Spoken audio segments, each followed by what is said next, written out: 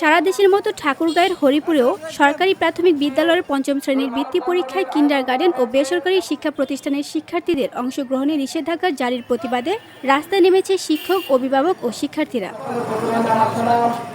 গত 17 জুলাই প্রাথমিক শিক্ষা অধিদপ্তর কর্তৃক প্রকাশিত একটি পরিপত্রে বৃত্তি পরীক্ষায় শুধুমাত্র সরকারি প্রাথমিক বিদ্যালয়ের শিক্ষার্থীদের অংশগ্রহণের সুযোগ রাখা হয়। আর এই সিদ্ধান্তের প্রতিবাদে আজ সকাল 11:30টায় হরিপুর উপজেলা পরিষদ চত্বরে পাকা সড়কে অনুষ্ঠিত হয় এক মানববন্ধন ও প্রতিবাদ কর্মসূচি। শিক্ষা যদি জাতির মেরুদণ্ড হয়ে থাকে তাহলে এই জায়গায় যে বৈষম্য করা হয়েছে সেটা কিন্তু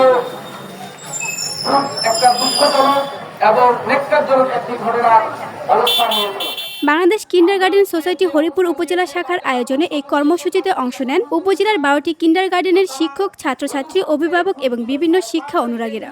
এতে বক্তব্য রাখেন বাংলাদেশ কিন্ডারগার্টেন সোসাইটির হরিপুর উপজেলা শাখার সভাপতি খালিলুর রহমান, সম্পাদক মোস্তাক আহমেদ সহ অন্যান্য নেতৃবৃন্দ।